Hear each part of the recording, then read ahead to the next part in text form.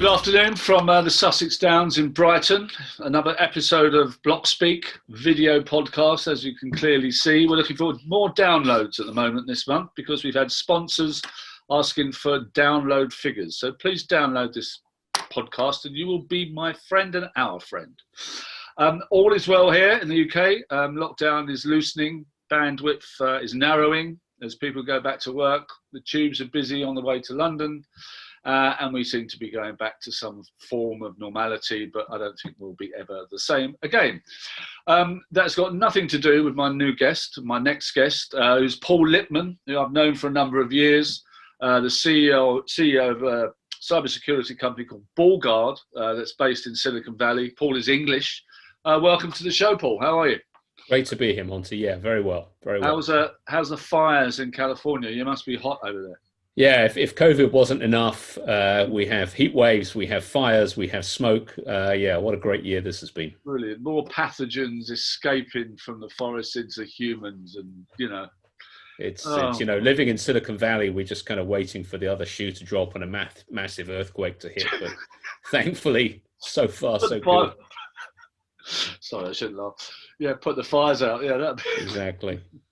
So I know of BallGuard of old. I know what you've been up to. Please tell us about the company and what you're trying to do. I mean, this for viewers and listeners, we're going to be concentrating on the security aspect of crypto and blockchain today, bearing in mind recent events, which we'll come to later in the show. So please tell us about BallGuard, Paul. Yeah, sure. So I've been in the cyber industry, Monty, for about 15 years and CEO of BallGuard for the last 5. And we're a leader in what's called the endpoint security space. So an endpoint is anything that you use to connect to the internet. It could be a smartphone, it could be a laptop, it could be a tablet. And it's ultimately the choke point, right? It's the way that you're getting online to do your shopping or your banking or your crypto transactions. We secure those devices against cyber attack. Right. Well, we obviously have probably the antithesis of your good, calm, charming self. And John McAfee's been on the show a number of times, and obviously fulfills a certain role within crypto and anti-security. So you sound like the antidote to that. So how do you differ from McAfee in the way that you secure all these devices that you speak of? Yeah. So really, our focus is on providing exceptional security, but doing it in a way that's incredibly easy for people to use, right? So we have the endpoint security, which I talked about on both physical laptop devices, mobile devices. We also offer a VPN, for example. So VPN's increasingly important. It's kind of like, I think of VPN as kind of solving one of the dirty little secrets of the internet, right? Which is when you're connecting to the internet, your ISP or your carrier can see everything. Yeah. Now, they can't see if you've got encrypted traffic, they can't see inside the encrypted traffic, but they can see all the URLs, they can see all the requests, they can see all the IP addresses, and then they can search them, they can make them available to governments. And that's obviously concerning from a privacy perspective. So with a VPN, it essentially creates this encrypted tunnel. So all of that is hidden, all of that is private as it should be. Our VPN has over 2,000 servers around the world. It's incredibly quick. It's one click to connect. So again, delivering exceptional security, but making it very, very simple for consumers and businesses to use. Yeah, okay. The VPN stuff is interesting because I've always figured that a VPN was slightly grubby. But you're making it sound very... Yeah. So I would say there are many free VPNs available. And I think kind of the general lesson in life is if you're getting a product for free, you are the product. And it turns out that many of these free VPNs are actually recording everything you're doing, and then they're selling that data, right, which is precisely what you want a VPN to not do. Yes. So we actually have a no logs policy. We don't record, we don't track. There is no way if somebody were to break into our systems to see where you, Monty, have been on the internet, we simply don't record that. We just offer that encrypted tunnel, give you the peace of mind, give you the privacy and security that you need. And how much would that cost? So you can buy the VPN either online or through one of our channel partners. You can buy a 1 year, a 2 year, or a 3-year license. So it'll depend upon the duration that you're buying, but roughly kind of €50 a year in that kind of range. €50 a year for complete safety and for up to 6 devices. So you could be run it on your laptop, on your desktop machine, on your smartphone, on your tablet, on all of those devices, protected. Family security. Wow. Exactly. Okay, so you mentioned other forms of device. I mean, I'll just tell you from my end that my mobile phone is a busted up old Android. I don't give a toss really about Apple's kind of products. I'm not really, I break phones all the time. I've got a Mont Blanc pen here that I put in the laundrette the other day, and I've lost about 10 of them already. There's no point in me spending money on sunglasses, pens, or phones. Forget it, because I'll lose them all. Do you know what I mean? But even so, I do rely on my phone for certain things. Like not so much video or anything like that. For my job for sure, and the consultancy that I do, and always on, and all that stuff. But if there's one thing that I would never ever do on my mobile phone is have a fintech app. I would never ever transfer money on my phone.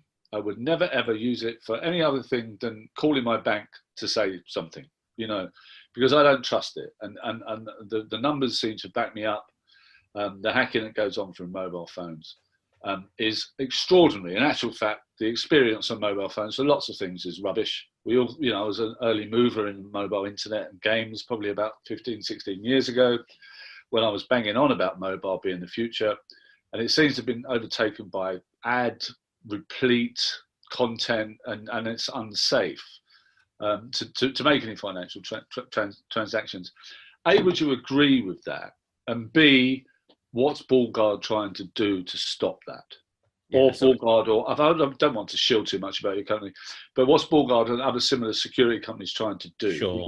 How would you convince me to use my mobile phone for something like that? Yeah, so I think it's a great question, Monty, and I think as with probably many things in life, you're the exception rather than the rule. I think many people, now it's kind of just part of life, right? The mobile device is in some respects, it's our most kind of private and personal space, right? We're doing our social media, our photos, our internet. Many people doing fintech. I mean, the growth in terms of penetration of fintech on mobile is astounding. Yeah. You like we both use Android. Android's an inherently less secure operating system than iOS by its kind of very nature.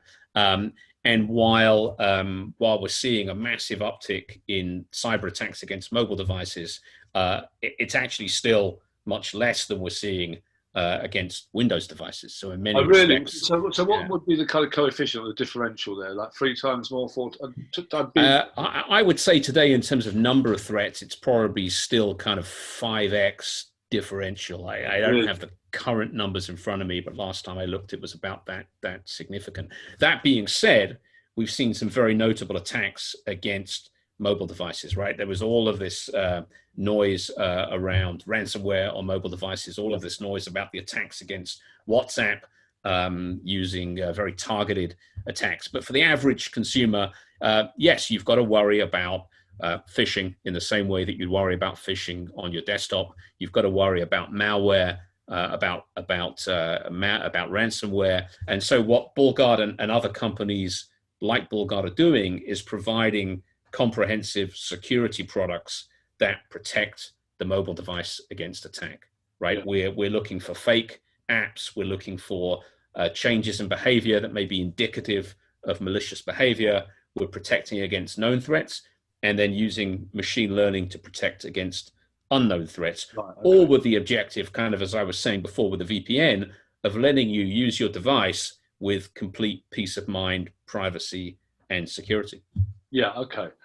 So what you're saying is that you are less safe with a Microsoft desktop products than you are with a mobile phone. Inherently, yes. Inherently. But that doesn't mean that you should have peace of mind that you can use your mobile phone with no protection. And how I suppose, how does it work? how would I protect my money? I would download something from the store, or how you know? Yeah, you'd either buy and again, I'm going to use Bullguard as an example. There are obviously others in the industry doing similar things. You buy a Bullguard product, and that product will give you a number of licenses that you could install on all of your various devices. So you'd install the product from the App Store on your smartphone, and you'd be protected. Wow. Okay. So I was going to go back to the VPN and how you. Well, yeah. Why not? Let's go back there. How does your kind of apart from the kind of, you know, it's great nickel and dime, I think is probably the right phrase. Bearing in mind the nickel and dime free VPN offerings, you must have competition, right, on the same level as you. How would you differentiate what you're doing to what they're doing? Yeah, I would say kind of in three ways. I mean, first is in breadth of coverage. We're in dozens of countries around the world, over 2,000 servers, which is going to give you exceptionally fast connection, seamless connection wherever you are around the world, which is kind of the first point. And an interesting aside to that, it used to be, when you talked about VPN being grubby, it used to be that people bought VPNs because they wanted to access, you know, the BBC iPlayer, or they wanted to access Netflix or what have you. There's certainly still an element of that, but the real growth in VPN has come from a security and privacy perspective. This realization that, you know, I could be connected to the Wi-Fi network in my local coffee shop, and who knows who's watching and who's listening in to what I'm doing online. That's been the real driver. So the pedigree as a security company, the breadth of connections around the globe, ease of use is a really important one, right? VPNs have this reputation of being this kind of highly technical product where there's all these knobs and switches and dials, and you need to be a tech expert to set it up and configure it. And our view, as with everything we do, is we're going to keep you safe, and we're going to keep it simple. So you can literally download our VPN, and with one click, we'll automatically connect you, complete privacy, complete security, and complete peace of mind. And that's really the focus in terms of differentiation, certainly for Bullguard. Right. Okay. Great. Very, very concise. And yes. Okay. Fair enough. Okay. So let's kind of spill it and flip it, put it on its kind of crypto head. We've seen South Korea. There was a big hacking. Well, I think it was a couple of weeks ago, 10 days ago, that kind of affected the price of cryptocurrencies, including Bitcoin. Right. And there was also the recent hack of the Electrum wallet, where lots of users were kind of like, well, I think one of them was up to about $15 million, or others up to 37, 38 Bitcoins. And it seems to be like a phishing scam, that something I read last week, that's been affected Electrum users for the last 2 years. Now, I say this at every episode, I was hacked of 163 Ethereum CZ from Binance. Remember me? I've heard you talk about it many times, Monty. It's still clearly very raw and painful for you. Really, especially with Ethereum going up last week. I was like, I think it's like 100 grand nearly now. Yeah, so donations welcome. And this is actually relevant because it's a security podcast. How would you be able to help in that area? I mean, I'd imagine that crypto wasn't at the forefront of your thoughts, when as you were doing VPN and mobile, desktop, and all that stuff. Yeah. But would someone with kind of Bullguard protection, would they be in a better position to defend their hot wallets, like if they were based on their phone, and why? Yeah. So look, I mean, I think the simple answer is yes, and I'll explain why. I mean, a hot wallet is ultimately it's kind of the riskiest way to store your private key, right? And you're trading convenience for security. And that's a pretty typical thing in the tech space, right? So you may have a browser, and the browser offers to store your passwords, for example, and you're like, yeah, oh, great, I'll store my password. That makes it easier next time I log in. Well, it's very convenient. It's also really crappy security because those passwords are actually stored in plain text. So if you're going to use a hot wallet, then you've got to recognize that it is a store of value. And it's just a massive target for cyber criminals. I mean, that is job number one, right? Get in where the value is and steal the value. So you've got to worry about malware that may swap out the address. So when you're sending crypto, you think you're sending it to one address, but actually that address has been swapped out for something else. Yeah. You've got to worry about ransomware. So ransomware gets on your device, encrypts your wallet, and then, ironically enough, asks you to pay crypto to get that wallet decrypted. You've got to worry about phishing attacks, which we talked about before, fake apps, which we talked about before, right? You're downloading a wallet. It turns out it's not an actual legitimate wallet. It's actually a malicious copy of a wallet that's going to steal your private key. All of those things, BullGuard Mobile Security is going to protect you against. Yeah. So protecting you against the malware, against the ransomware, against the phishing attack, and against the fake apps. And that would be because I could as I said, I mean, I think the internet's infected anyway, not least the mobile internet or my device. I don't trust it for a minute. You know what I mean? I've got a hot wallet on there somewhere. I think Ballet guy that was on a couple of weeks ago. I'm still a little bit scared to open it. I'm certainly terrified of putting any Bitcoin or Ether or whatever inside it. So these people are ingenious bastards, right? You know, the way that they can do it, for whether it's ransomware or whatever you say.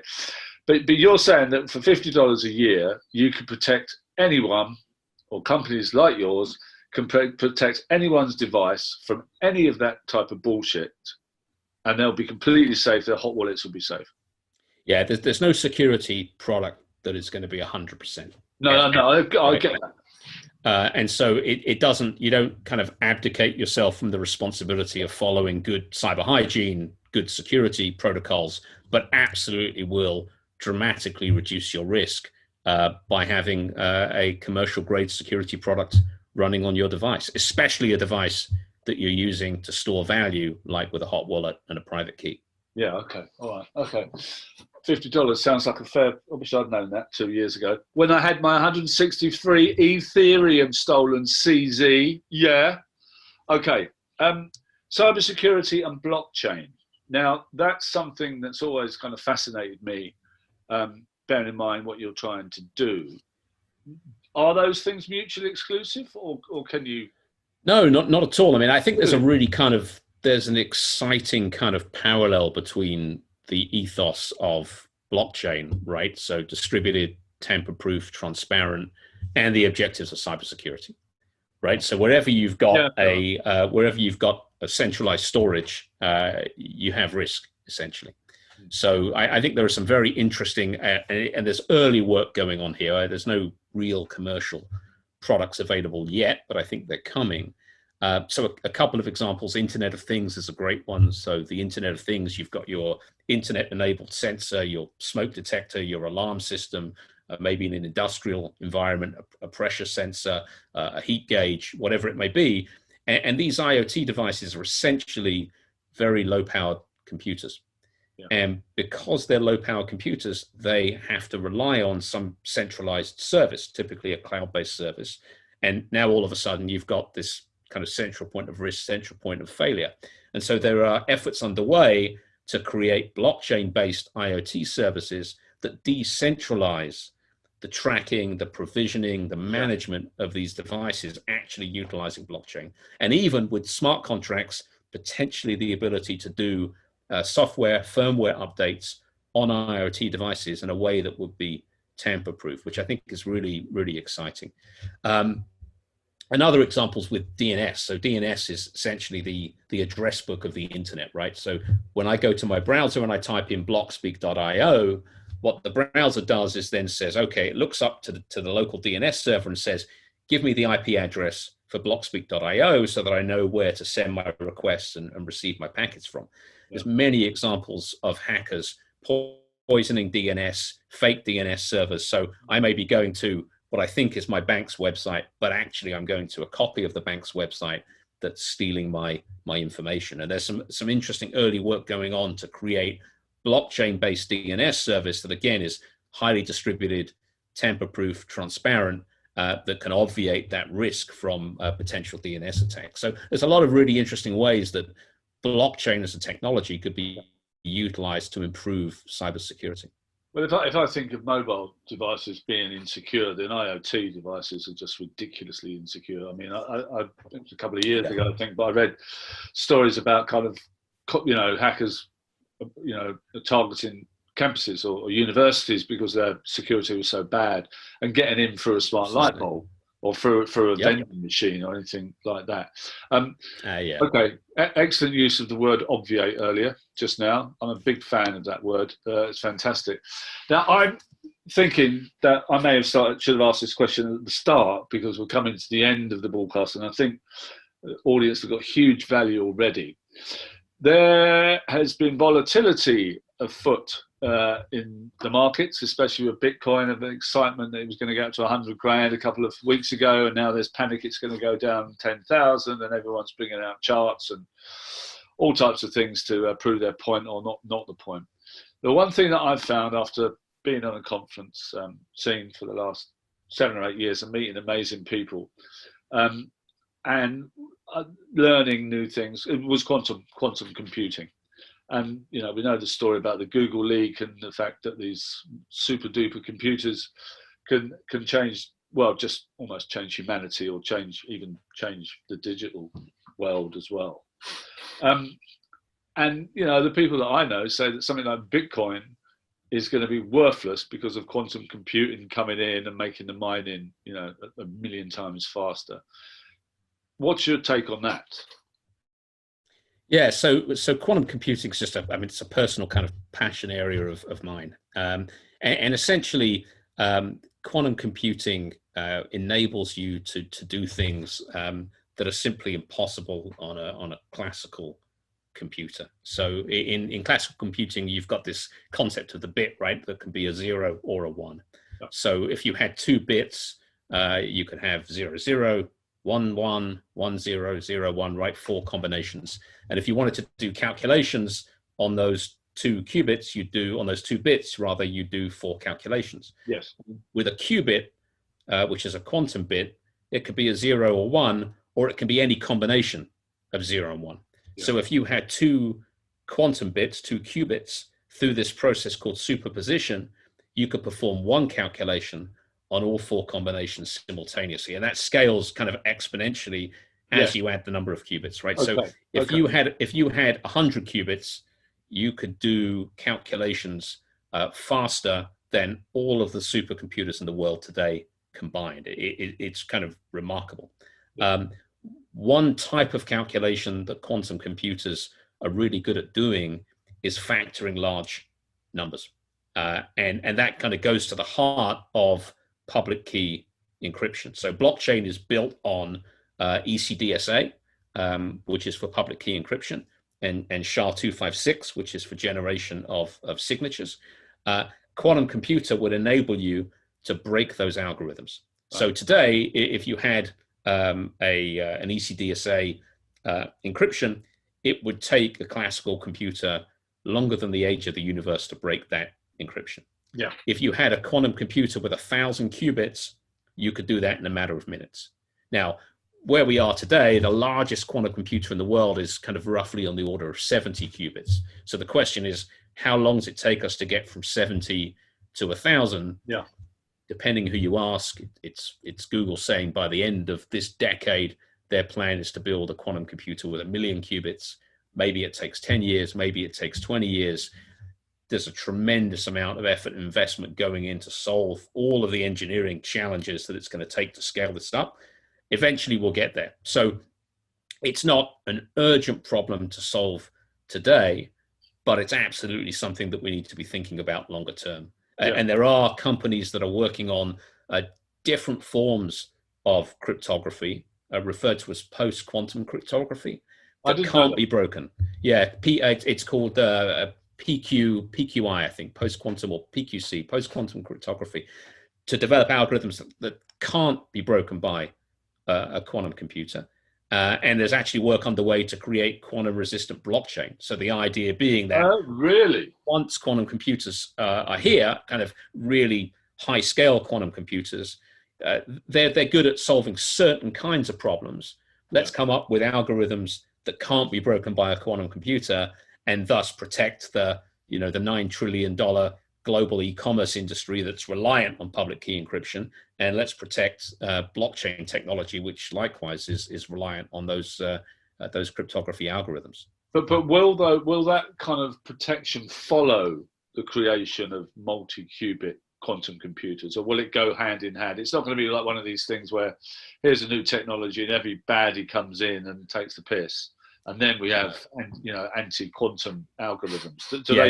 It has to precede it, because once a scalable quantum computer is here, and again, who knows, maybe there's a group of brilliant scientists in China working on this, and they're a year away. We just don't know, right? Once it arrives, that's it. That's the end of public key cryptography. So the work is being done today. There's a lot of very interesting companies. There's some in the UK who are doing some really great work on this. We'll have post-quantum cryptography much faster than we'll have large-scale quantum computers. And then it's a question of, well, how long does it take to swap out the underlying infrastructure? Because that kind of thing doesn't happen overnight, which is why it's so important to get started on that now, rather than waiting until those large-scale quantum computers are here, by which point it'll be too late. Is this? I mean, I know that you're a dab hand at Python and machine learning. I know that from our friendship.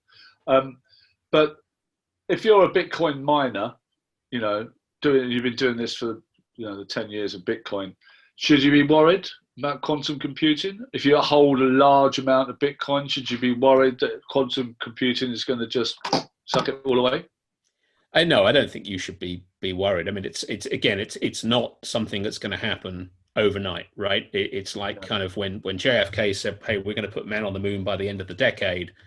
That was not something that was going to happen tomorrow. And equally well, quantum computing, if you look at the investments that companies like Google and Honeywell and IBM are making in this area, there's massive challenges from an engineering perspective ahead of us to get to that point. It's not just around the corner. I personally believe it absolutely will happen. It's just a matter of time. But this is something that affects not just blockchain, it affects anything that relies on public key encryption, right? The whole idea of SSL is fundamentally challenged by quantum computers. So there's a ton of work going in to develop these post-quantum algorithms, not something that the average miner should be worried about today. Certainly keep an eye on it, but it's not something that's going to happen overnight. I think it's thrown at me a lot from Bitcoin or crypto haters that it's all going to get ruined by quantum computing, and you've just we've shut them up basically with that statement. Well, okay. I love the idea that people are post-quantum. That's amazing. I think, but that's the type of work that's good, right? That's kind of a white hat genius and all that stuff. Yeah, I feel as if we left the best to the end, and then I've got loads more questions, right? But maybe you could come on the show later this year or the start of next year, and we can go into it a bit more. I can read up a bit more on it. Be happy to do that, Monty. Yeah, be happy to do that. Practical interest to we have a crypto and a blockchain audience, obviously, but I think they've learned a load about just a little bit of security on your device, for $50 a year, whether it's from you guys or other girls or whatever it is. Preferably from us. Yes, I thought you might say that. It's a good name. You can't forget it, Paul Guard. Listen, it's been amazing to have you on the show, Paul. I hope you're not sweltering too much in the valley over there. Is it as bad? There was 49 degrees in LA. I hitchhiked through Ethiopia and Somaliland about 2008. Jesus, no, 2010. I was going to the World Cup, and it was about 50 degrees in what's the name of the port? It's a port in Somaliland, Berbera, and I was so hot that I went in for a swim, and in that heat, it didn't feel like water when I went for a swim. It just felt like another form of, I don't know, dimension or something like that. You must be dying over there, you people. Yeah, it's pretty crazy here right now. I mean, it's the combination of the heat and the fires and COVID certainly makes it an interesting time. That's for sure. If you set fire to forests and melt ice caps, where do pathogens go? On to humans. It's not the end of it, is it? It's going to happen again and again. We probably need, anti-COVID algorithms created by quantum qubit computers, and we'll all be absolutely fine, but I don't think that's going to happen. Hey, Paul, it's great to see you again. Likewise. Have you on the show again. Thank you for all the information you've imparted. Great to be here. Stay chilled. I think this is going to be one of our much better episodes, actually. I think when it comes to security, I think you're better than John McAfee. Don't kill me, John. Do you know what I mean? That's, yes, yes. I've just put a target on your back. Thanks, appreciate that. No problem. I'm going to have to move to Belarus as well. Absolutely. Didn't he go to, because he was in, he's gone to Norway, and he got arrested for wearing a thong as a mask. I mean, An interesting choice. Yeah, the guy is just honestly, the world's a stage for him. I think that's great. That's great. Could be good to get the two of you in the same room one day. Actually, one day. That's not a bad idea. All right. Hey, listen, thanks for coming on the show. Great to be here. Goodbye, Blockspeak audience. Download us if you can. We're trying to get a big sponsor in at the moment, and they've made it a prerequisite that we download. We have lots of downloads. Thank you for joining us. Cheers, Monty. See you next week. Thank you, Paul. Good night from me, and it's good night from him. Good night. Yes. Thank you.